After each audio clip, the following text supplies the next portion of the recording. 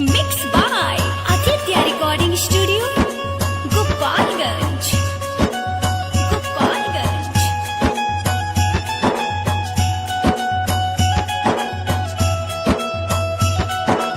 Music by DJ Amit Raj, Damalpur Hat. पापा दीवाना प्यार में ओकरा छोड़नी जमाना केहू जानल ना वैसन राजबा जेके चाहनी उहे धोखाबाजबा